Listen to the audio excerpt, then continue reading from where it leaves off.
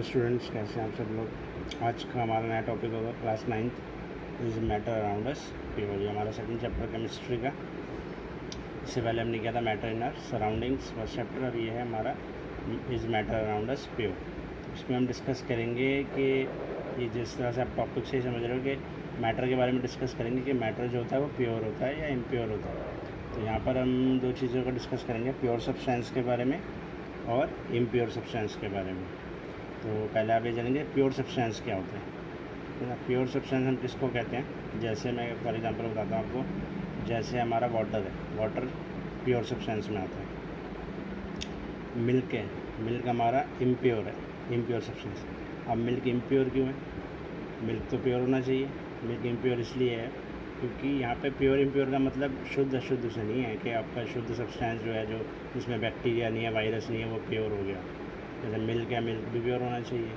तो यहाँ पे प्योर इम्प्योर का मैटर ये है कि प्योर सब्सटेंस हम केमिस्ट्री के टर्म में उसको कहते हैं जो सिर्फ एक ही काइंड के सब्सटेंस से बना होता है, जिसमें सिर्फ एक ही टाइप का एलिमेंट होता है, उसको हम कहते हैं प्योर। और इम्प्योर सब्सटेंस बोला जाता है जो मिक्सचर से बना होता है, जिसमें कई सारे एलिमेंट्स मिल के या कई सारे सब्सटेंस मिल के एक नया सब्सटेंस बनाते हैं। नया या मतलब मिक्स कर दो आप उसको। जैसे मिल्क है, मिल्क में क्या होता है, मिल्क में कई सारी चीज़ें प्रेजेंट है। मिल्क में कैल्शियम है, आयरन है, और भी आपके बाकी न्यूट्रिएंट्स हैं, वाटर है। मिल्क में कई सारी चीज़ें हैं, ठीक है। कई सारे न्यूट्रिएंट्स से मिल्क के बना है, विटामिन हैं उसमें। तो ये सारे मिक्सचर है, सब कुछ मिक्स होकर बना है, इसलिए उसको बोला जाता है इम्प्योर सब्सटेंस, क्योंकि उसमें कई सारी चीज़ों का मिश्रण है, वो कई सारी चीज़ें मिक्स हैं। तो प्योर सब्सटेंस हमेशा वो होगा जो वन काइंड ऑफ सब्सटेंस से बना होगा, एक सिंगल काइंड ऑफ मैटर से बना होगा, उसको हम कहेंगे प्योर सब्सटेंस। उसमें वो कोई भी हमारा कंपाउंड होता है वो प्योर में आता है। जैसे वाटर है, वाटर में वैसे तो H2O होता है वाटर, उसमें हाइड्रोजन भी ऑक्सीजन भी है तो दो सब्सटेंस, लेकिन वाटर को प्योर माना जाता है। प्योर इसलिए माना जाता है क्योंकि वो एक कंपाउंड है। अब जब भी कोई कंपाउंड बन जाता है ना, तो वो एक नया सब्सटेंस बन जाता है। उसमें ना तो हाइड्रोजन की प्रॉपर्टीज़ होंगी ना ऑक्सीजन की प्रॉपर्टीज़ होंगी, उसमें अपनी नई प्रॉपर्टीज़ होंगी। जैसे कार्बन डाइऑक्साइड है CO2, तो वो भी एक कंपाउंड है, तो वो भी क्या होगा, प्योर माना जाएगा। क्यों? क्योंकि वो कंपाउंड है, उसमें ना तो कार्बन की प्रॉपर्टीज़ होंगी ना ऑक्सीजन की होंगी। उसमें CO2 बन गया तो उसकी अपनी अलग प्रॉपर्टीज़ होंगी। तो जो भी नए कंपाउंड बनते हैं, करेंगे प्योर सब्सटेंस के बारे में। तो प्योर सब्सटेंस क्या होता है हमारा, जैसे मैंने आपको बताया, प्योर सब्सटेंस सिर्फ सिंगल काइंड ऑफ एलिमेंट से या सिंगल काइंड ऑफ पार्टिकल से बना होता है, ठीक है। उसको हम प्योर बोलते हैं। जैसे ये आप डेफिनेशन देखो, pure substance is one in which is made up of only one kind of particles या one kind of element, इसको हम बोलते हैं प्योर सब्सटेंस। और इसको आप it can not be separated by a physical methods, मतलब आप उसको फिज़िकल मेथड मतलब फ़िल्टर करके या किसी भी हीट करके आप उसको किसी भी फिज़िकल मेथड से उसको अलग अलग नहीं कर सकते। आप हीट करोगे तो हाइड्रोजन ऑक्सीजन वाटर में से अलग नहीं होंगे, या उसको फ़िल्टर करोगे वाटर को तो भी अलग नहीं होंगे। उसको अलग करने के लिए आपको केमिकल मेथड की ज़रूरत पड़ेगी, मतलब इलेक्ट्रिसिटी देनी पड़ेगी, इलेक्ट्रोकेमिकल मेथड जिसको हम कहते हैं, उनकी ज़रूरत पड़ेगी। तो आप इसको सेपरेट फिज़िकल मेथड से नहीं कर सकते। इनको कहते हैं प्योर सब्सटेंस, इसको आप नोट करो, ठीक है। इसमें एग्जांपल आ गया आपका वाटर हो गया, कोई भी मेटल्स आ जाएंगे, जैसे वाटर आपका हो गया, जिंक हो गया, एलुमिनियम, ये सारे जो हैं आपके क्या हैं, ये आपके होंगे प्योर सब्सटेंस। इसमें आ गया ऑक्सीजन, आ गया हाइड्रोजन, आ गया नॉन मेटल्स भी आ रहे हैं, ठीक है। ये भी जो गैसेज होंगी ये आपकी क्या हो गई, ऑक्सीजन, हाइड्रोजन, कार्बन, ये सब किस में आएंगी, प्योर सब्सटेंस, ठीक है। सारी गैसेज हो गई, वाटर हो गया, तो कंपाउंड भी आएंगे, और एलिमेंट जो सिंगल एलिमेंट है, जैसे oxygen, hydrogen, carbon, nitrogen, gases हैं जो एलुमिनियम, जिंक वगैरह एलिमेंट्स, मेटल्स, ये सारे आएंगे प्योर सब्सटेंस, ठीक है। तो ये हो गया आपका प्योर सब्सटेंस, को नोट करें। इसके बाद आता है आपका इम्प्योर सब्सटेंस। इम्प्योर में क्या आएगा, जिसमें मिक्सचर है, आप दो या तीन चीज़ें मिक्स कर दिया आपने, जैसे टी हो गया, कॉफ़ी हो गया, ठीक है, आपका लेमनेड हो गया, सोडा वाटर हो गया, ये सारा क्या है, ये सारा क्या है, इम्प्योर सब्सटेंस, क्योंकि इसमें मिक्स कर रखा है आपने, दो या तीन चीज़ों को मिक्स करके बनाया। मिक्सचर जो भी होगा वो इम्प्योर होगा हमेशा। Impure substance is that which made by two और more different kind of particles. और इसको भी हम, इसको तो सेपरेट हम कर सकते हैं, ठीक है। मिक्सचर को हम अलग अलग कर सकते हैं, हर केस में नहीं। जैसे टी बनाया आपने, तो टी में से अब आप चीनी और पत्ती को अलग अलग नहीं कर सकते, उसमें तो मिक्स हो गया ना वो। लेकिन किसी किसी चीज़ में हम कर सकते थे, मिल्क में से वाटर अलग कर सकते हैं, ठीक है। पेट्रोलियम है, पेट्रोलियम में से हम अलग अलग प्रोडक्ट निकाल सकते हैं। पेट्रोलियम में से ही तो आपका पेट्रोल, डीजल, केरोसिन ये सब निकलता है ना। पेट्रोलियम एक ऑयल, क्रूड ऑयल होता है, उसमें से ये सारी चीज़ें अलग अलग निकालते हैं, ठीक है। वो इम्प्योर सब्सटेंस होते हैं। तो जो भी मिक्सचर होगा वो सारा ज़्यादा किस में आएगा, इम्प्योर सब्सटेंस, ठीक है। इसको आप सेपरेट कर सकते हो। तो ये इम्प्योर का एग्जांपल है, इसका डिफरेंस भी आ सकता है एग्जाम में, इसको आप नोट करें, ठीक है। Pure substance and impure substance. अब हम वन बाय वन पढ़ेंगे कि प्योर सब्सटेंस में क्या क्या आता है, ठीक है। इसके बाद हम देखते हैं प्योर सब्सटेंस के बारे में। पहले आप इसको नोट करें, इसके बाद देखते हैं प्योर सब्सटेंस में हमारा क्या क्या आता है। प्योर में दो आएंगे, ये मैटर आए पहले पूरा। मैटर में क्या आता है, प्योर सब्सटेंस और इम्प्योर सब्सटेंस। तो पहले प्योर के बारे में देखते हैं। प्योर में आपका मैंने बताया एलिमेंट्स, जो सिंगल एलिमेंट होते हैं वो प्योर होते हैं, और कंपाउंड्स जो आते हैं आपके वो भी प्योर में आते हैं। तो एलिमेंट में आपके तीन में डिवाइड होगा एलिमेंट, मेटल्स, नॉन मेटल्स और मेटलॉइड्स। मेटल्स आप जानते हो, जो मेटल होते हैं आपके, मेटल क्या क्या होते हैं, सोडियम हो गया आपका, जिंक हो गया, एल्यूमिनियम हो गया, ठीक है। ये सारे मेटल्स हैं। मेटल्स की प्रॉपर्टीज़ आपने 8th क्लास में भी पढ़ी है कि मेटल्स में क्या क्या होती है, आपको पता होगा। मैलेबल होता है, डक्टाइल होता है, उसको अभी आगे डिस्कस करेंगे। तो आपका बेसिकली एलिमेंट्स में 3 पार्ट चीज़ें, metals, non metals and metalloids. Metalloids वो होते हैं जो दोनों की प्रॉपर्टी शो करते हैं, मेटल्स की भी और नॉन मेटल्स की भी, उनको मेटलॉइड्स बोला जाता है। तो प्योर सब्सटेंस में एक एलिमेंट का पार्ट होगा, दूसरा कंपाउंड। ये दोनों किस में आते हैं, प्योर में। कंपाउंड भी प्योर समझा जाता है और एलिमेंट्स भी प्योर समझे जाते हैं। दूसरा आता है आपका इम्प्योर। इम्प्योर में आपके 2 चीज़ आती हैं, होमोजीनियस और हेट्रोजीनियस। होमोजीनियस मिक्सचर क्या होता है, जिसमें यूनिफॉर्म मिक्सचर जो होता है, जिसमें आप जैसे डिज़ोल्व कराओगे तो यूनिफॉर्मली डिज़ोल्व हो जाएगा। जैसे आप नींबू पानी मानोगे, या शुगर सोल्यूशन होता है ना आपका, वाटर में आप शुगर डिज़ोल्व करते हो तो वो यूनिफॉर्मली डिज़ोल्व हो जाती है। उसके पार्टिकल्स आपको वाटर के अंदर नज़र नहीं आते, पूरा यूनिफॉर्मली स्प्रेड हो जाती है, उसको बोलते हैं होमोजीनियस मिक्सचर। और हेट्रोजीनियस मिक्सचर होता है जिसमें आपके पार्टिकल्स बड़े होते हैं, वो कभी कभार नज़र भी आते हैं। जैसे आप वाटर में सैंड डाल दो, मिट्टी डाल दो, तो उसके पार्टिकल्स आपको वाटर के अंदर नज़र आएंगे, उसको बोलते हैं हेट्रोजीनियस मिक्सचर, ठीक है। और कभी कभार नज़र नहीं भी आते, जैसे हेट्रोजीनियस का एक एग्जांपल है मिल्क। मिल्क भी हेट्रोजीनियस मिक्सचर ही होता है। तो मिल्क में आपको पार्टिकल नज़र नहीं आएंगे, मिल्क तो पूरा वाइट वाइट ही दिखता है, उसके अंदर जो पार्टिकल है, मिल्क हो गया, इंक हो गया, इंक में भी आपको पार्टिकल नज़र नहीं आएंगे, लेकिन पार्टिकल होते हैं उसमें, दिखाई नहीं देते, होते छोटे ही हैं।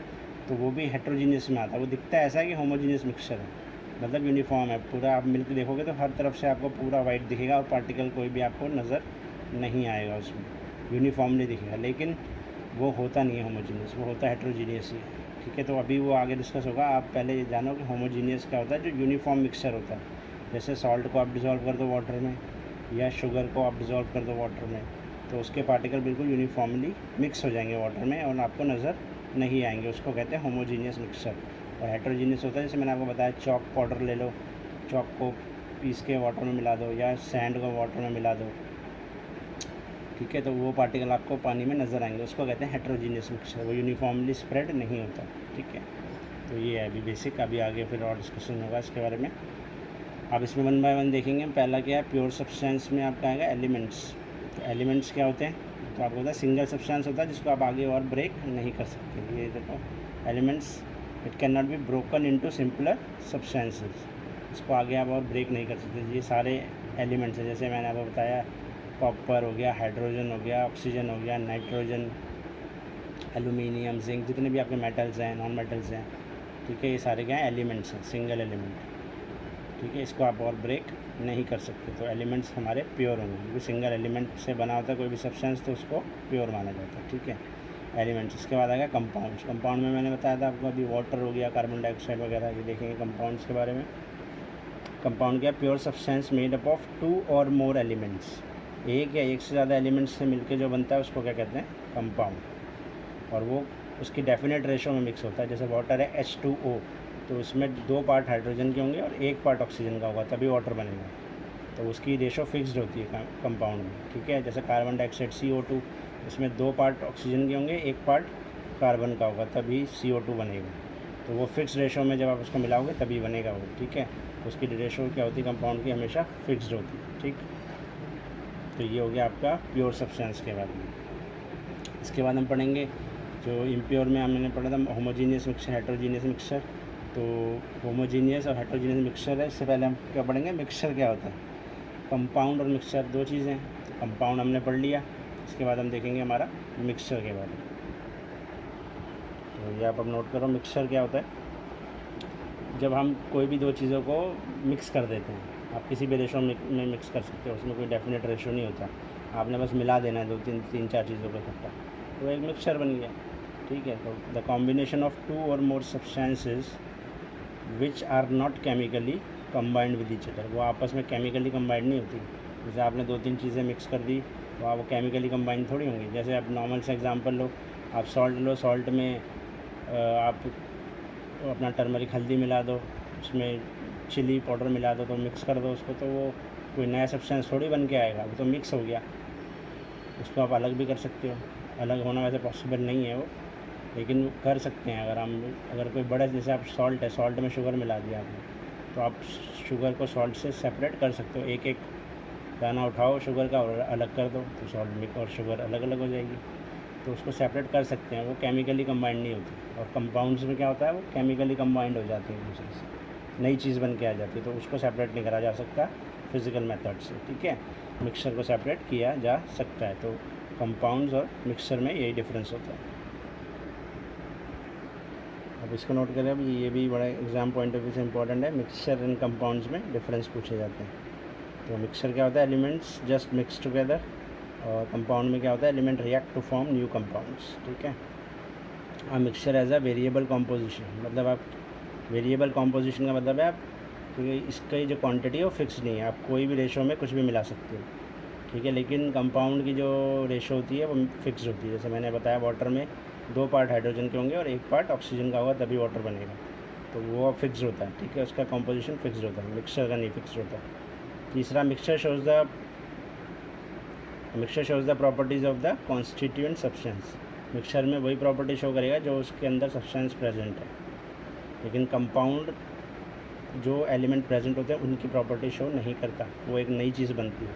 जैसे वाटर है, वाटर ना तो हाइड्रोजन की प्रॉपर्टी शो करेगा ना ऑक्सीजन की, वो एक नया कंपाउंड बन गया, नई अपनी प्रॉपर्टी शो करेगा वो। जैसे कार्बन डाइऑक्साइड भी ना कार्बन की प्रॉपर्टी शो करेगा ना ऑक्सीजन की, वो अपनी नई प्रॉपर्टी शो करेगा। ठीक है, चौथा पॉइंट है, the constituent can be separated by the physical method. ये मैंने बता दिया आपको कि आप उनको फिजिकली सेपरेट कर सकते हो मिक्सचर में, लेकिन कंपाउंड को सेपरेट आप नहीं कर सकते फिजिकली। उसके लिए केमिकल मेथड या इलेक्ट्रोकेमिकल मेथड चाहिए होते हैं। जैसे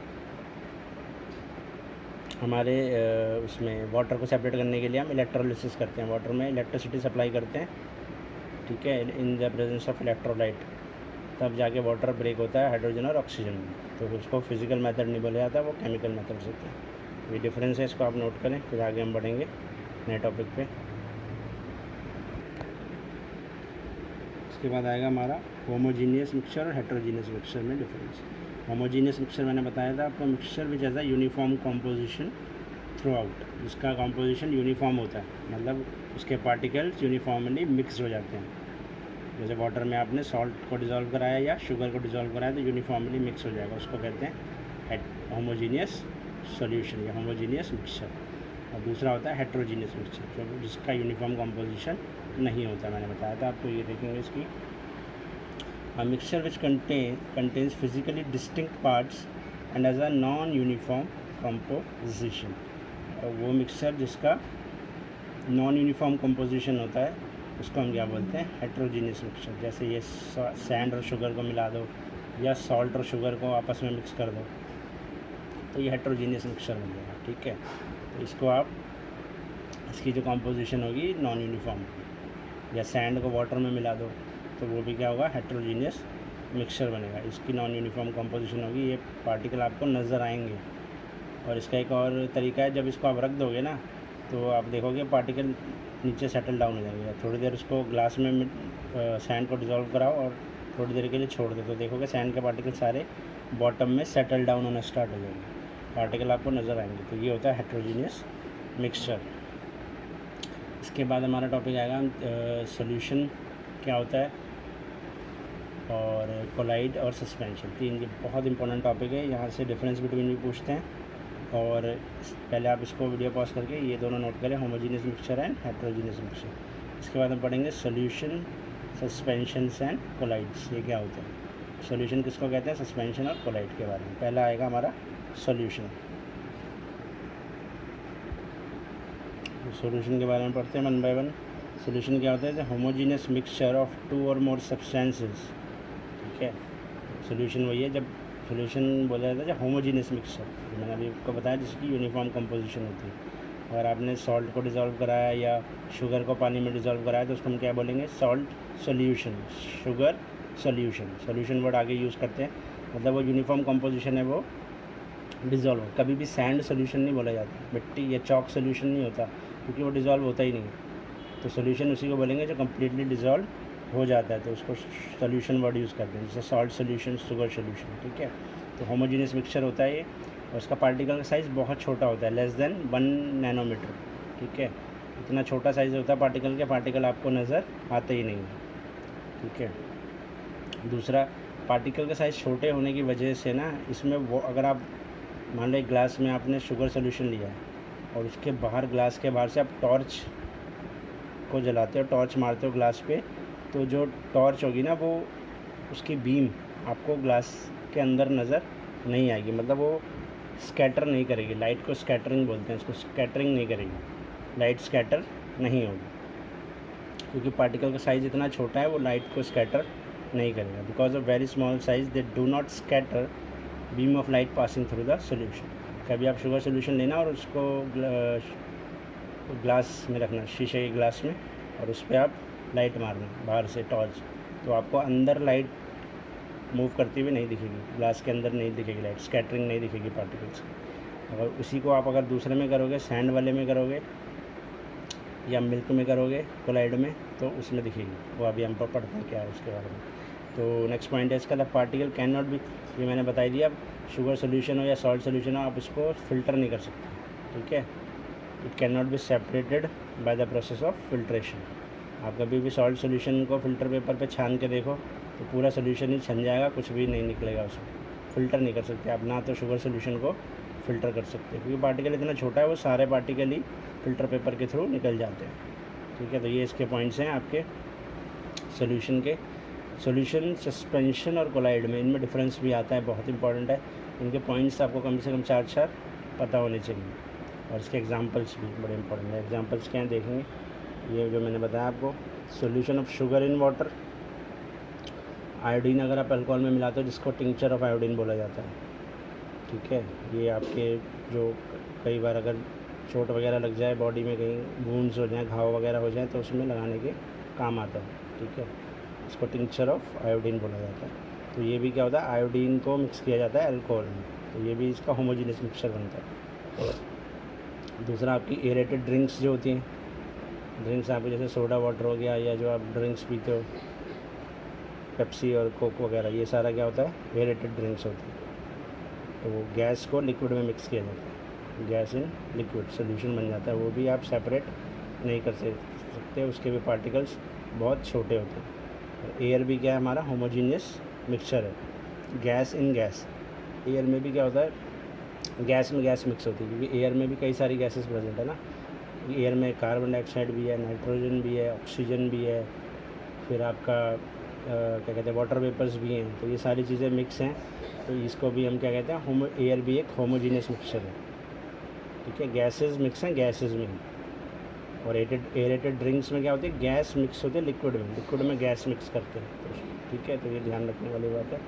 और एयर में गैस इन गैस मिक्स होते हैं। तो ये सारे आपके एग्जांपल हैं होमोजीनियस मिक्सचर के। इसके बाद आएगा हमारा सस्पेंशन। सस्पेंशन में क्या होता है, सॉल्यूशन के बाद आ गया हमारा सस्पेंशन। सस्पेंशन के जो पार्टिकल होते हैं बहुत बड़े होते हैं। जैसे मैंने आपको भी एग्जांपल बताया था, आप सैंड को वाटर में डाल दो या चॉक पाउडर को वाटर में डाल दो, तो वो क्या हो जाएगा, सस्पेंशन बोलेंगे। इसके पार्टिकल का साइज़ 100 nm से 100 नैनोमीटर से बड़ा होता है। Suspension is a heterogeneous mixture in which the solute particles do not dissolve but remain suspended through out the bulk of the medium. मतलब इसके जो सॉल्यूट के पार्टिकल, सॉल्यूट मतलब जो आप डिज़ोल्व करा रहे हो उसको सॉल्यूट बोलते हैं, और सॉल्वेंट बोलते हैं। आप नोट कर लो, सॉल्यूट वो होता है जो आप डिज़ोल्व कराओगे, जैसे शुगर हो गया, सॉल्ट हो गया, जो आप पानी में डिज़ोल्व करा रहे हो, या सैंड है, उसको बोलेंगे सॉल्यूट, और जिस लिक्विड में आप करा रहे हो उसको बोलते हैं सॉल्वेंट, ठीक है।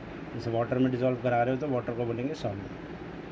तो इसमें जो सॉल्यूट होता है ना आपका, जैसे इसमें तो सैंड है, अपने सैंड या चॉक पाउडर को डाला वाटर में तो वो डिज़ोल्व नहीं होगा, वो बल्कि प्रेजेंट सस्पेंडेड रहेगा बल्क ऑफ द मीडियम में, उस मीडियम में वो सस्पेंडेड रहेगा, मतलब वहीं पे घूमता रहेगा, चॉक पाउडर, डस्ट पाउडर, ठीक है। तो उसको कहते हैं सस्पेंशन। और इसका पार्टिकल्स को आप देख सकते हो, बड़े पार्टिकल्स होते हैं, आपको आँखों से नज़र आएंगे, 100 nm से बड़ा साइज़ होता है इसका। और इसमें द पार्टिकल्स ऑफ सस्पेंशन, इसमें जो स्कैटरिंग होती है लाइट की, मैंने आपको बताया था पार्टिकल्स की लाइट की क्या होती है, स्कैटरिंग होती है, क्योंकि इसमें पार्टिकल का साइज़ बड़ा होता है तो लाइट आपकी स्कैटर कर जाती है। तो आप कभी भी चॉक पाउडर या डस्ट को अगर वाटर में डालो और उसके बाहर से टॉर्च उसमें मारोगे तो अंदर से आपको लाइट पास होते नज़र आएगी, उसको बोलते हैं स्कैटरिंग ऑफ लाइट। तो particle of suspension scatter a beam of light passing through it and make its path visible, ठीक है। आपको लाइट का पाथ भी विजिबल होगा जब आप कभी इसको ट्राई करके देखो। और इसको सेपरेट कर सकते हैं, अगर आप फ़िल्टर पेपर लगाओगे तो सैंड अलग आपकी फ़िल्टर पे छन जाएगी और वाटर सारा नीचे चला जाएगा, तो आप इसको सेपरेट कर सकते हो। तो ये होता है हमारा सस्पेंशन। तो इसके ये पॉइंट्स हैं, और इसका एग्जांपल आप नोट कर सकते हो, चॉक इन वाटर या सैंड इन वाटर, ठीक है। ये आप दोनों एग्जांपल इसके लिख सकते हो। इसको आप वीडियो पॉज करो, नोट करो। लास्ट में आपका आएगा कोलाइड्स। कोलाइड्स क्या होते हैं, वो सॉल्यूशन और सस्पेंशन, इन दोनों के बीच में कोलाइड आता है। सबसे छोटे पार्टिकल होते हैं सॉल्यूशन के, सबसे बड़े पार्टिकल होते हैं सस्पेंशन के, और कोलाइड्स इनके बीच में आते हैं। मतलब 1 nm और 100 nm के बीच के जो पार्टिकल्स होते हैं वो कोलाइड्स में होते हैं, ठीक है। तो सबसे पहले सॉल्यूशन होता है, फिर कोलाइड और फिर सस्पेंशन। तो कोलाइड दोनों के बीच में आता है। तो कोलाइड भी एक हेट्रोजीनियस मिक्सचर है, मैंने आपको स्टार्टिंग में बताया था।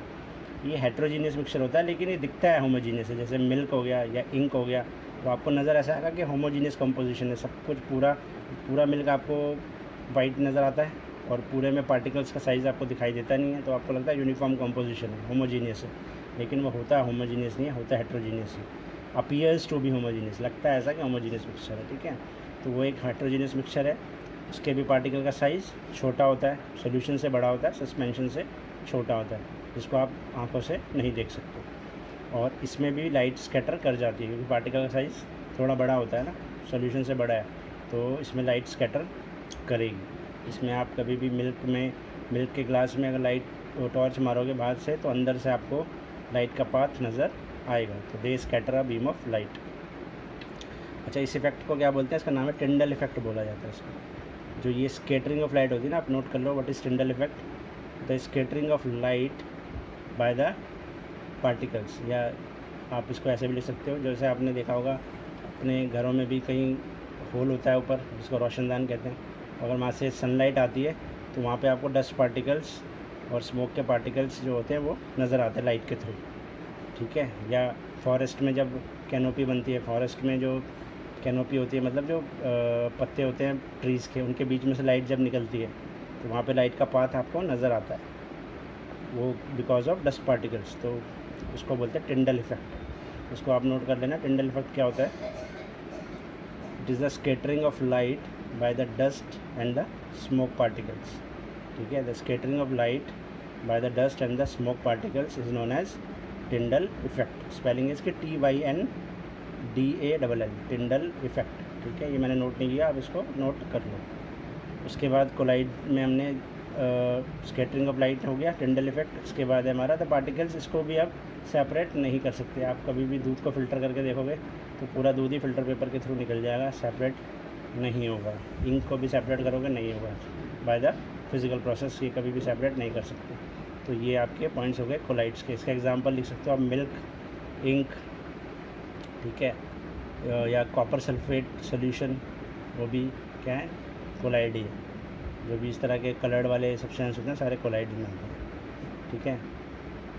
इवन के पेंट हो गया आपका, इमल्शन जिसको बोलते हैं, पेंट वगैरह, ये सब कोलाइड में आता है। पेंट्स और क्रीम, मिल्क की जो क्रीम होती है, सारे कोलाइड में आता है, ठीक है।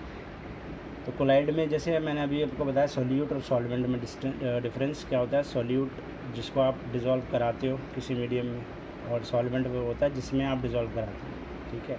इसी तरह कोलाइड में सॉल्यूट को डिस्पर्स्ड फेज बोला जाता है और सॉल्वेंट को डिस्पर्जन मीडियम बोला जाता है। यहाँ पे नोट करेंगे डिस्पर्स्ड फेज और आपका दूसरा डिस्पर्जन मीडियम। डिस्पर्स्ड फेज कुछ नहीं है, बेसिकली सॉल्यूट को बोला गया है, और डिस्पर्जन मीडियम किसको बोला गया है, सॉल्वेंट को। तो वही है, द सॉल्यूट लाइक कंपोनेंट और द डिस्पर्स्ड पार्टिकल उसको बोला जाता है डिस्पर्स्ड फेज।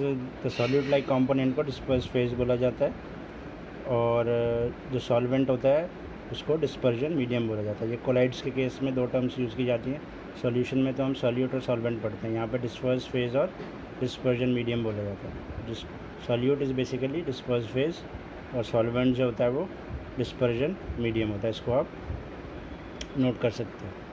इसके बाद हम आगे बढ़ते हैं, इसको आप वीडियो पॉज करके नोट करें। इसके बाद है हमारा concentration of a solution. Concentration of a solution क्या होती है कि कितना सॉल्यूट डिज़ोल्व कराया आपने एक सॉल्यूशन में, उसको बोला जाता है उसकी कंसंट्रेशन। जैसे मान लो 100 ml वाटर में आपने 5 ml कोई एसिड डाल दिया, हाइड्रोक्लोरिक एसिड डाल दिया, तो आप उसको क्या बोलोगे, 5% कंसंट्रेशन है इसकी, क्योंकि आपने 100 ml में 5 ml डाला, और आपने 100 ml में अगर 10 ml हाइड्रोक्लोरिक एसिड डाला तो उसको बोलोगे आप इसकी कंसंट्रेशन क्या है, 10%। इसको बोला जाएगा 10% सोल्यूशन। अगर 15% मिलाया तो 15% सोल्यूशन, 15% सोल्यूशन। तो ये होती है इसकी कंसंट्रेशन ऑफ अ सोल्यूशन कि कितना सोल्यूट डिज़ोल्व कराया है आपने कितने वाटर में या किसी भी सॉल्वेंट में, ठीक है। तो amount of solute present in a given amount of solution, उसको बोला जाता है उसकी कंसंट्रेशन। तो इसका फॉर्मूला क्या होता है आपका, amount of solute upon amount of solution, ठीक है। जैसे 100 ml अगर आपका सोल्यूशन है, उसमें 5 ml आपका सोल्यूट है, तो 5 ml सोल्यूट है वो अमाउंट ऑफ सोल्यूट हो गया, और 100 ml आपका सोल्यूशन है तो वो अमाउंट ऑफ सोल्यूशन हो गया। तो उसकी कंसंट्रेशन आप निकालोगे 5/100 करके, तो परसेंट में कन्वर्ट करोगे तो 5% आएगा, ठीक है। दूसरा आपका फॉर्मूला बनता है, अगर मास दिया हो, अमाउंट ना दिया हो, मास में दिया हो, ग्राम्स में दिया हो, कई बार वॉल्यूम में दे देते हैं ml में, या कई बार मास में दे देते हैं। तो मास परसेंटेज पूछेंगे अगर आपसे, मास परसेंटेज ऑफ सोल्यूशन, तो फार्मूला चेंज हो जाएगा, वहाँ पे अमाउंट की जगह मास आ जाएगा, mass of solute upon mass of solution, और उसको इंटू 100, क्योंकि परसेंटेज पूछा है इंटू 100 से मल्टीप्लाई करेंगे तो आपका फार्मूला आ जाएगा। जैसे मास ऑफ सोल्यूट आपका 5 ग्राम है, सोल्यूशन आपका 100 ग्राम है, तो आपने कैसे सॉल्व करोगे, 5/100, और परसेंट में कन्वर्ट करने के लिए इंटू 100 करोगे, तो 100 कैंसिल हो गया, आपका आंसर आ गया 5% आपका क्या हो गया, percentage, mass percentage of solution, ठीक है। इस तरीके से सॉल्व किया था। इसका एक न्यूमेरिकल भी गिवन है एनसीईआरटी में, एग्जांपल्स में, वो आप ट्राई करके देखना एक बार, इजी है। बस आपको ये फार्मूला याद रखना है, दोनों वैल्यू डालनी है, सोल्यूट की और सोल्यूशन की, और आंसर निकल जाएगा, कुछ भी नहीं करना है इसमें, बहुत ईजी है। तो ये होती है हमारी कंसंट्रेशन ऑफ अ सोल्यूशन, ठीक है। अब इसमें एक दो टर्म्स और है मैं बताने, जैसे एक होता है सैचुरेटेड सोल्यूशन और एक होता है अनसैचुरेटेड सोल्यूशन। तो ये दो टर्म्स हैं, बहुत इजी है। सैचुरेटेड सोल्यूशन क्या होता है, सैचुरेटेड सोल्यूशन वो होता है जब आपका सोल्यूशन में सॉल्वेंट कम्प्लीटली डिज़ोल्व हो जाएगा, तब उसको कहते हैं सैचुरेटेड सोल्यूशन। मतलब उसके बाद उसमें और सॉल्वेंट ऐड नहीं हो सकता। आप कितनी, जैसे आपने 100 ग्राम वाटर लिया, उसमें मान लो आप शुगर डिज़ोल्व करा रहे हो, तो उसमें मान लो 10 ग्राम या 15 ग्राम तक शुगर डिज़ोल्व हो जाएगी। उसके बाद आप डिज़ोल्व कराना शुरू करोगे तो डिज़ोल्व नहीं होगी, तो क्योंकि वो सॉल्यूशन क्या बन गया, सैचुरेटेड। अब उसमें स्पेस बाकी नहीं है, ठीक है। जब उसकी पूरी स्पेस ख़त्म हो जाएगी, उसमें और डिज़ोल्व आप नहीं करा सकते, उसको बोलते हैं सैचुरेटेड सॉल्यूशन। और अनसैचुरेटेड होता है जब सॉल्यूशन में आप और डिज़ोल्व करा सकते हो, अभी उसमें स्पेस बाकी है, ठीक है, उसको बोला जाता है अनसैचुरेटेड सॉल्यूशन। ये दो टर्म है। सैचुरेटेड सॉल्यूशन में कम्प्लीटली डिज़ोल्व हो जाता है सॉल्यूट, उसके बाद उसमें स्पेस बाकी नहीं होती, और अनसैचुरेटेड सॉल्यूशन में अभी स्पेस बाकी होती है सॉल्वेंट में, और वो अभी और डिज़ोल्व करा सकता है सोल्यूशन, सॉल्यूट, तो उसको बोला जाता है अनसैचुरेटेड सॉल्यूशन, ठीक है। तो ये दो टर्म्स होती है, सैचुरेटेड और अनसैचुरेटेड। इसके बाद हमारे मेटल और नॉन मेटल में आप डिफरेंस नोट कर सकते हो, ईजी है। इसके पॉइंट्स मैं रीड कर देता हूँ, फटाफट नोट करेंगे। मेटल्स में क्या होता है, लस्टर होता है, मतलब शाइनी सरफेस होता है। मेटल हमेशा शाइनी सरफेस के होते हैं, और वो गुड कंडक्टर ऑफ हीट और इलेक्ट्रिसिटी होते हैं, आपने पढ़े रखा है। मेलिएबल एंड डक्टाइल होते हैं। मेलिएबल मतलब होता है उससे हम वायर्स, उसको शीट्स बना सकते हैं, मेटल की पतली पतली शीट्स बना सकते हैं, और डक्टाइल मतलब होता है उसकी वायर्स भी बना सकते हैं। आपको पता है एलुमिनियम की शीट्स बनती हैं, सिल्वर की शीट्स बनती हैं पतली पतली, और वायर भी बना सकते हैं हम, जैसे कॉपर वायर बनती है, एलुमिनियम वायर बनती है, तो उसको वायर में भी कन्वर्ट किया जा सकता है। और इसका पॉइंट लास्ट है, दे आर सोनोरस। सोनोरस मतलब साउंड क्रिएट करते हैं। मेटल्स हमेशा हार्ड होते हैं और उन पर जब आप स्ट्राइक करोगे तो साउंड आएगी, ठीक है। आप कभी मेटल को स्ट्राइक करोगे किसी सरफेस से तो साउंड क्रिएट होती है।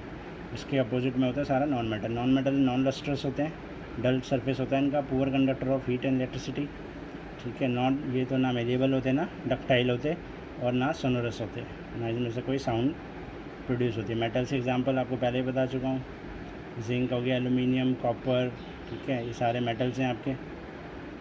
नॉन मेटल में आपकी गैसेज आ जाएंगी, ऑक्सीजन, हाइड्रोजन, नाइट्रोजन, ये सारे नॉन मेटल्स होते हैं, ठीक है। ये सारे आपके मेटल नॉन मेटल, इसके भी आप डिफरेंस को नोट करो। इसके बाद हमारा लास्ट आएगा फिज़िकल एंड केमिकल चेंज।